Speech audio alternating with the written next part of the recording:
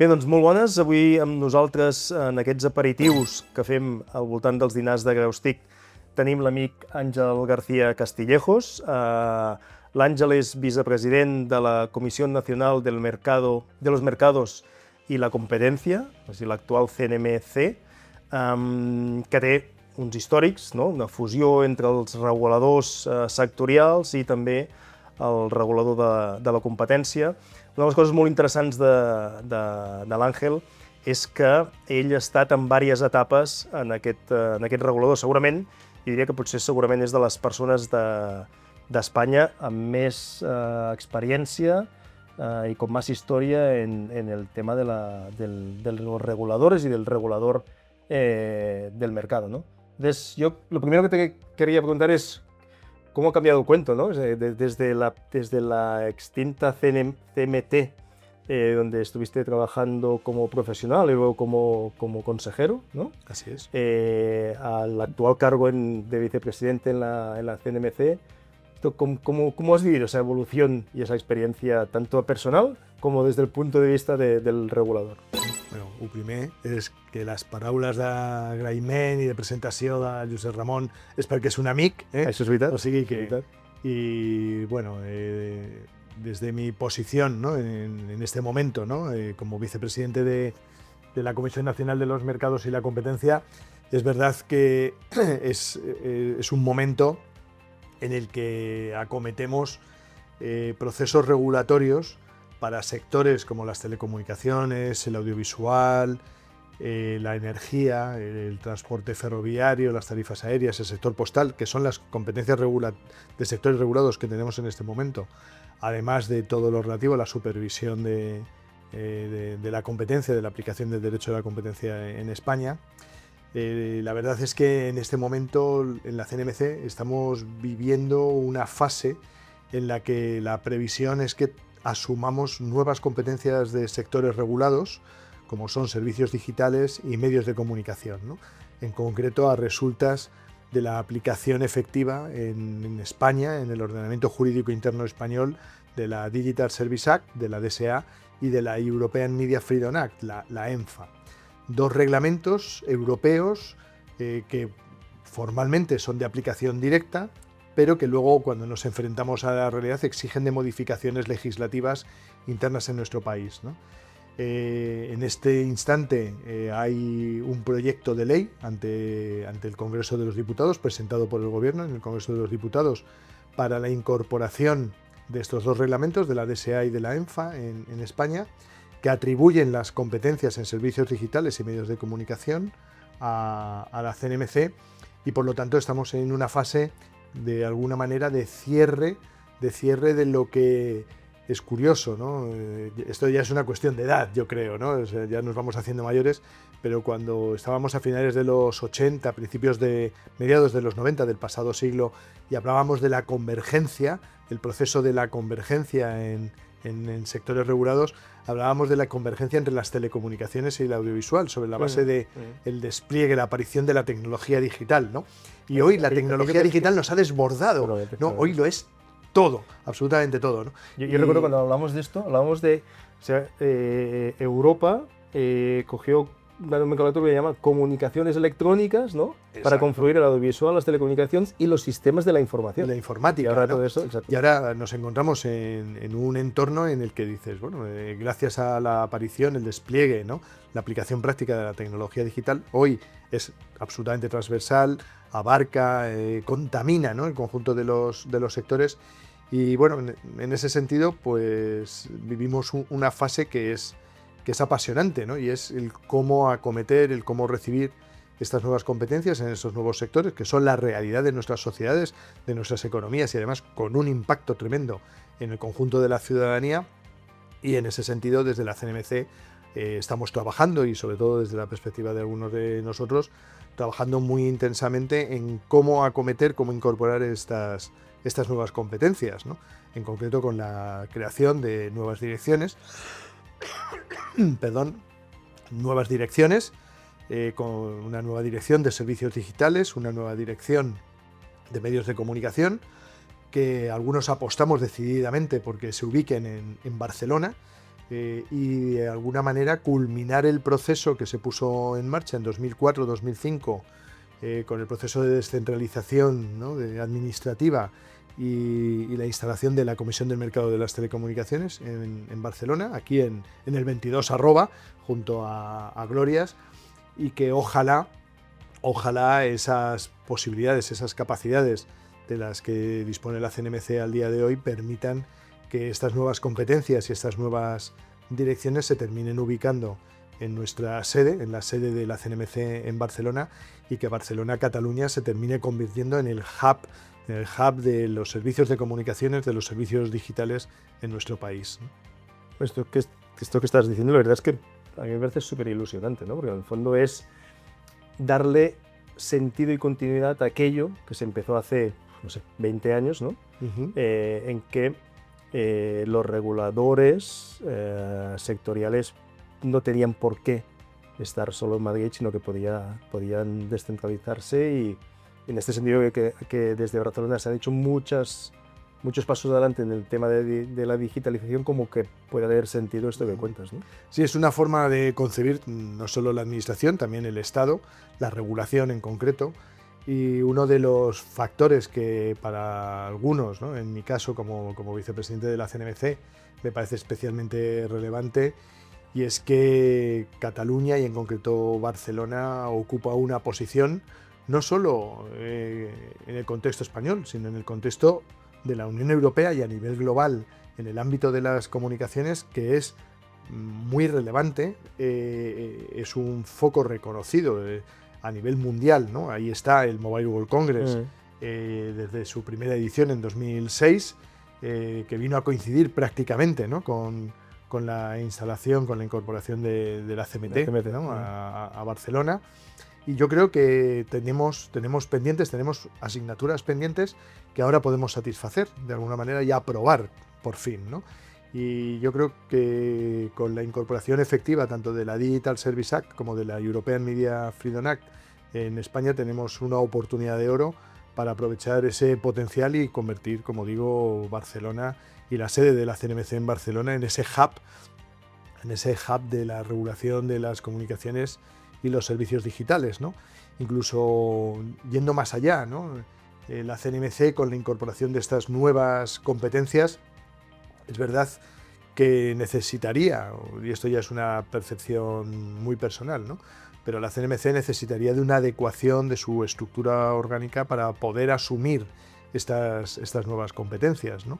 Y probablemente sería deseable el disponer de nuevas salas, el desdoblamiento de la sala de supervisión regulatoria en una sala especializada en energía y otra sala especializada en comunicaciones y servicios digitales, y a partir de ahí pues ofrecer, y que yo creo que esta es nuestra obligación de cara a los ciudadanos españoles y a las empresas españolas, al conjunto de la sociedad, el ofrecer una regulación de la mayor calidad y especialización posible, ¿no? Seguramente también sería un síntoma de madurez del propio regulador, ¿no?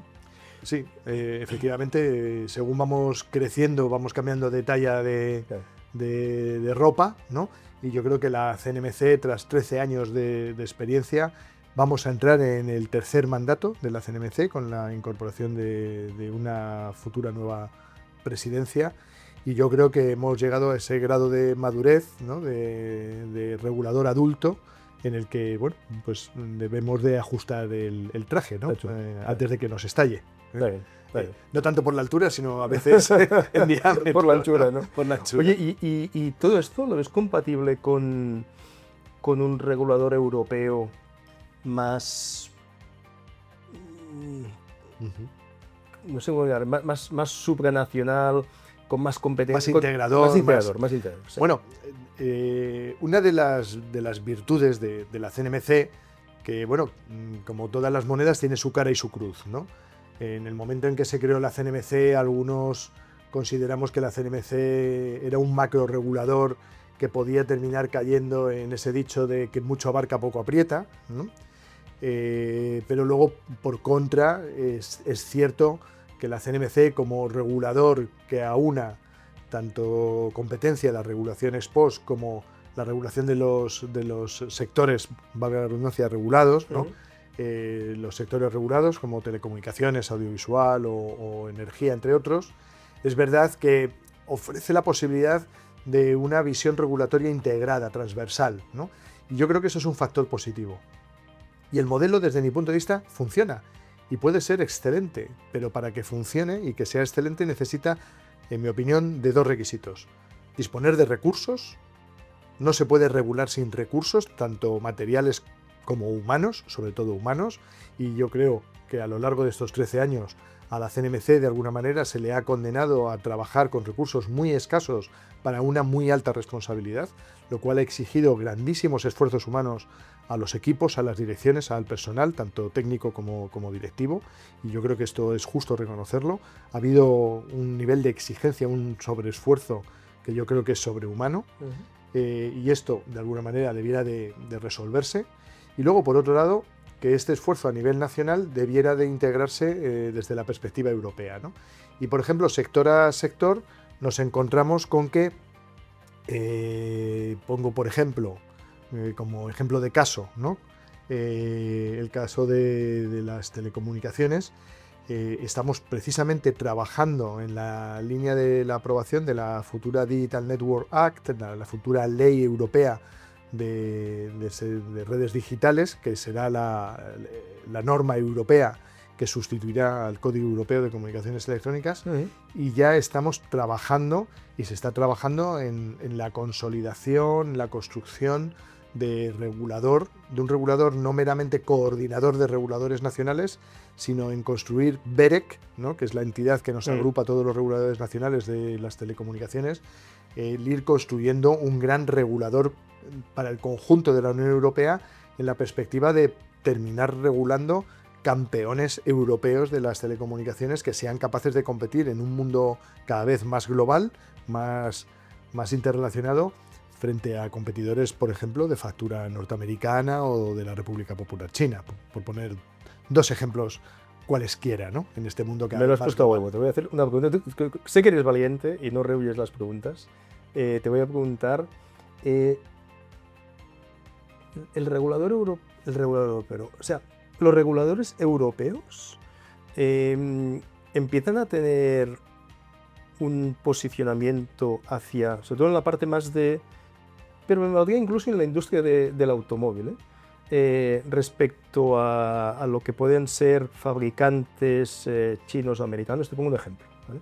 O sea, hace tan solo unos meses la propia Comisión Europea hablaba sobre algunos fabricantes de comunicaciones chinos y esa perspectiva, pero al mismo tiempo los propios gobiernos regionales o incluso el gobierno central español estamos promoviendo que empresas automovilísticas chinas estén llegando a España en fabricación y, de alguna manera, salvando una parte de la industria del automóvil que teníamos aquí, ¿no? Hace muy pocas semanas, varios reguladores europeos, ¿no?, se unían y hacían unas declaraciones, un manifiesto conjunto hacia la comisaria europea de que vigiláramos con la regulación de las empresas chinas porque tienen productos muy interesantes y muy competitivos, ¿no? Entonces, todo eso, que hay la parte política claramente, ¿no?, pero que forma parte de esa geopolítica. Los reguladores nacionales están preparados y empiezan a tener suficiente conocimiento y posicionamiento a todo ello, o debemos esperar un poco a ver qué pasa. Bueno, yo creo que aquí hay que ser honestos con nosotros mismos y hacer un análisis, si me lo permites, ¿no?, retrospectivo, pero con rigor, ¿no? Casos como España, ¿no? No vamos a hablar de otras realidades. España, Cataluña. Cuando hablamos de los desarrollos industriales de nuestro país, de nuestras naciones, en gran medida hemos tenido desarrollos industriales muy similares a los de otros países, otras regiones del mundo, como por ejemplo México, lo pongo como ejemplo. Al final, La industria automovilística española, en gran medida la industria automovilística española, que sí que tuvo iniciativas señeras de factura nacional, hispano-suiza, etcétera, ¿no? Que pasaron a mejor vida, pero en cambio todo el resto de la industria automovilística española, ya fuese por licencia, caso de SEAT respecto de Fiat, o el resto de las empresas, ya fuese Renault, General Motors, Ford, instaladas y que han producido en el territorio español, convirtiendo a España en uno de los principales productores de automóviles de Europa e incluso a nivel mundial, en la práctica es el resultado de la incorporación de industrias de capital foráneo en nuestro país y que han generado riqueza, que han generado industria auxiliar, que han generado, ¿no? Innovación, ¿no? Alrededor, ¿no?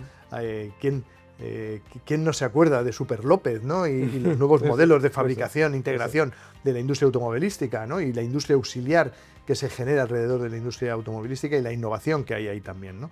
Y por lo tanto yo creo que ahora estamos en una fase en la que ya el salto no es solo a nivel nacional, no es solo a nivel regional europeo, sino que es a nivel global, a nivel mundial.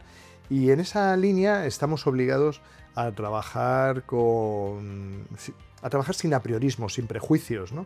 Yo lo que deseo, no solo para los conciudadanos españoles, sino para los usuarios y ciudadanos de cualquier país del mundo, es que terminen disponiendo de mejores servicios, de más servicios, cada vez más asequibles, compartiendo en la medida de las posibilidades, ¿no? La tecnología y la riqueza que se genera alrededor de la puesta en marcha, ¿no? Y el impulso de esas industrias, de esas tecnologías, de esa innovación. Y a partir de ahí yo creo que es un gravísimo error el plantearnos el ser rehenes de un solo país o de una sola área regional, y yo creo que hay que seguir apostando, y permíteme, José Ramón, permíteme hacer una apuesta. Yo creo que hay que hacer una apuesta por un mundo multipolar, por un mundo en el que de alguna manera todos juguemos con todos y de forma pacífica, deseablemente, ¿no? Eso es lo deseable, ¿no? Y yo en ese sentido no me siento más cómodo por trabajar con Estados Unidos o con China o con nuestros colegas del resto de la Unión Europea o con Corea. O sea, yo creo que tenemos que estar preparados para trabajar todos con todos, juntos, compartiendo tecnologías, compartiendo innovación, compartiendo también la generación industrial y la implantación in situ. Y yo creo que pasos decisivos, ¿no? Por parte de la administración española, del gobierno español en ese sentido, son los esfuerzos, ¿no? Y a nivel europeo y a nivel de Unión Europea, de favorecer, de promover, ¿no? Las inversiones en gigafactorías en el caso de España, de los data centers en España, de los centros de producción de baterías, etcétera. O en el ámbito, ¿no? De las energías renovables, por poner ejemplos de otro tipo, ¿no? Que nos han ayudado, pues, en el ámbito energético, pues, a ser un país puntero en energías renovables y probablemente con la energía eléctrica más barata, ¿no? del conjunto de Europa. O por ejemplo, ¿no? en el ámbito de la industria automovilística. Probablemente, seguro que tienes los datos tú. Tenemos los datos. Tenemos la península ibérica, Portugal y España, que somos un mercado unificado desde el punto de vista eléctrico. Tenemos el privilegio, gracias a la introducción, el desarrollo de las energías renovables, tenemos la energía, el megavatio hora más competitivo a nivel europeo, ¿no? Y además descarbonizado, o sea que con lo cual es una apuesta de futuro fundamental, ¿no? Yo creo que en ese sentido estamos en buena posición. Yo creo que tenemos el conocimiento, la inteligencia, tenemos las infraestructuras que nos permiten el crecer, y honestamente, José Ramón, yo creo que estamos en un momento que incluso desde el ámbito de la regulación nos permite ser muy optimistas y hacer una apuesta de futuro decisiva para ser un polo de atracción fundamental. Y además, en el caso de España, y esto me gusta siempre que tengo la oportunidad de insistir en ello, ¿no? Somos el puente entre la Unión Europea y toda América Latina. Y somos el puente natural, junto con nuestros amigos y vecinos, ¿no? de Portugal, y tenemos una potencialidad que no nos podemos permitir el lujo de desaprovecharla. Siempre tan positivo, ¿no? Como siempre. Déjame que te haga una última pregunta. Es reflexión, ¿eh?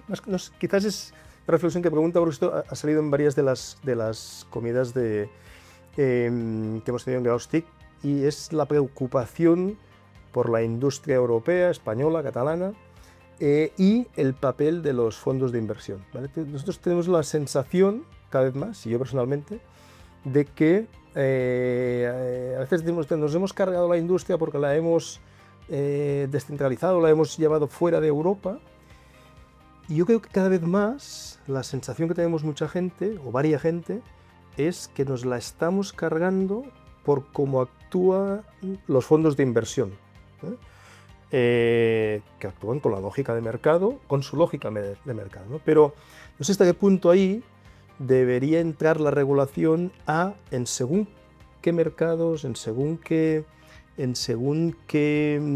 ámbitos que puedan ser más estratégicos, a que los fondos de inversión, te lo diré al revés.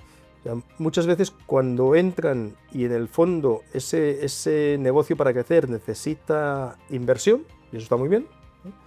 Pero acaban teniendo una política cortoplacista que se acaba ahí el proyecto industrial, ¿no? Entonces, y muchos proyectos industriales tengo la sensación, y tenemos algunos ejemplos muy próximos, tanto en el ámbito digital como en otros ámbitos de la industria, donde a la que entran los fondos de inversión, el proyecto a largo plazo se acaba.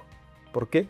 Lógicamente, esos fondos de inversión quieren recuperar y además tener un beneficio multiplicado por el que sea, a 3, 5, y hay proyectos, sobre todo industriales, tú sabes que tienen que ser a 10, 15, 20 años, ¿no? Entonces, eso, creo que Europa, porque creo que no es un tema español, yo creo que es un tema europeo, no lo estamos, me da la sensación de que no lo estamos acometiendo. No sé si ahí los reguladores juegan un papel, eso debería ser más la comisión, no sé, me pierdo un poco, pero no veo ese debate a nivel de las instituciones, ¿no? Bueno, yo creo que el debate sí que existe, sí que se da. O sea, yo creo que no es una reflexión aislada. Yo creo que tu reflexión o la reflexión que hayáis hecho y que habéis tenido, como por ejemplo hoy, ¿no?, en el entorno de Graustic, es una reflexión y un problema al que nos enfrentamos todos, ¿no? Y yo creo que hay algo que sí que es importante, ¿no? Cuando pensamos en sectores, y sobre todo, sectores estratégicos, sectores que exigen de inversiones hundidas, de grandes esfuerzos financieros, ¿no?, como son las inversiones en infraestructuras, ¿no?, en telecomunicaciones, en energía, etcétera, nos encontramos con que exigen de aportes económicos muy importantes, de gran volumen, ¿no? Aquí, tradicionalmente, y desde la perspectiva de la liberalización de los mercados, desde el momento en que se promueve, ¿no?, la salida del sector público y de la presencia de los estados en ámbitos liberalizados, ¿no?, como puede ser esto, telecomunicaciones o la energía, lo que tradicionalmente consideramos los monopolios naturales, es el momento en el que aparecen los grandes fondos de inversión, en los que nos encontramos distintas tipologías de fondos, ¿no? Nos encontramos los fondos de inversión de capital privado, muy diversificado. Luego nos encontramos los fondos soberanos, que a veces responden más a los intereses de un determinado país o un determinado interés geopolítico, geoestratégico, que no tiene por qué coincidir con el del país donde está realizando la inversión, y tiene también sus riesgos. Y yo creo que es ahí, sobre todo a nivel europeo, a nivel comunitario, donde se debe de desarrollar una normativa exigente en el sentido de los compromisos de permanencia, los compromisos de inversión a medio y largo plazo, sobre todo en sectores críticos, ¿no?, sectores estratégicos, como son los de las infraestructuras, donde sí que creo que es razonable el plantear niveles de exigencia de continuidad a estos fondos, de tal manera que no se pongan en riesgo infraestructuras que son críticas para el conjunto de la sociedad. No estamos hablando de cualesquiera sectores, ¿no? Estamos hablando de las comunicaciones, estamos hablando de la electricidad, de la luz, de la calefacción o del aire acondicionado de nuestros hogares, de nuestro confort, en última instancia, de las comunicaciones. De ser competitivos con los semiconductores, los chips, ¿no? Entonces, bueno, yo creo que en ese sentido sí que hay que ser exigente, no solo a nivel nacional, sino a nivel de la Unión Europea, pero no nos engañemos. Desde el momento en que se promueven los procesos de liberalización, tenemos que empezar a jugar con una perspectiva en la que, además, ¿no?, de la presencia pública y de la presencia pública directa, abrimos el espacio a la inversión a sectores privados y, en este caso, en muchos de los ejemplos, ¿no?, a través de fondos de inversión. Y lo único que creo que es razonable, y yo creo que es razonable incluso ofreciendo seguridad jurídica a los propios fondos de inversión, claro, buscan no solo rentabilidad a corto o a medio, sino también a largo plazo, el ofrecerles un entorno de seguridad que tiene sus contrapartidas, que en este caso yo creo que son las garantías de permanencia y de compromiso con las industrias, las empresas en las que invierten y en las que trabajan y controlan sus decisiones empresariales, ¿no? Claro. Oye, una última pregunta más personal. Estoy casado. Bueno, nuestro amor ya sabes que es... Sí. No, te iba a preguntar una cosa que a mí la veo y me hace mucha ilusión. Si va a haber un regulador europeo de verdad y si vas a formar parte de él. ¿Lo ves? Yo te veo, ¿eh? A ver, yo creo que con el desarrollo de la Digital Network Act, con la DNA, en el ámbito de las telecomunicaciones, yo creo que vamos a empezar a trabajar de verdad en un regulador europeo de las comunicaciones electrónicas. Eso lo vamos a ver en el transcurso de los próximos meses. Es más, el próximo año, en 2027, la CNMC va a ostentar la presidencia de BEREC. Por lo tanto, vamos a tener un papel, especialmente Alejandra Iturriaga. Alejandra Iturriaga, la directora de Telecomunicaciones y Servicios Audiovisuales, ostentará la presidencia de BEREC durante todo el próximo año. De hecho, este año es la presidenta entrante, forma parte de la Troika. Luego será durante un año la presidenta saliente, en el 28. Nosotros vamos a formar parte activa de ese proceso de construcción del regulador europeo de las telecomunicaciones. Y, por supuesto, si todo discurre según lo previsto, claro que formaremos parte, y yo formaré parte en tanto que parte integrante como CNMC de ese futuro regulador, ¿no? Pero, claro, la construcción de ese futuro regulador implica, como todo el proceso de construcción de la Unión Europea, una cierta cesión de competencias, ¿no? En este caso, en ese marco, en ese estadio superior que será BEREC, que va a terminar siendo la suma del actual BEREC con el BEREC Office y el IRG, el Independent Regulatory Group, en el entorno de las telecomunicaciones. Va a incorporar el que actualmente es el Radio Spectrum Policy Group, donde, donde se encuentra todo el ámbito de regulación del espectro a nivel europeo, ¿no? Por lo tanto, vamos a construir un regulador con muchas más competencias, con muchas más facultades, y desde luego estaremos y estaré, pero en tanto en cuanto que vicepresidente de la Comisión Nacional. Mi apuesta de los personal mercados es de que la competencia. Estarás, pero no solo como, sino... Bueno, yo te veo ahí. Tenemos muchos retos. Impulsando. Muchos retos a nivel nacional. Te recuerdo, tenemos actualmente, ¿no?, en el ámbito de sectores regulados, la vicepresidencia de la CNMC le toca la presidencia de la Sala de Supervisión Regulatoria, y somos los competentes en la regulación del sector de la energía, las telecomunicaciones, el audiovisual, el transporte ferroviario, las tarifas aéreas y el sector postal, y aspiramos a incorporar en el ámbito de los sectores regulados los servicios digitales y medios de comunicación, la DSA y la ENFA, ¿no? Lo que nos tocará es trabajar más entre Madrid y Barcelona, eso espero. Muy bien. Oye, pues... Y, por supuesto, Bruselas. Gracias una vez más. Muchas gracias, José Ramón. Gracias.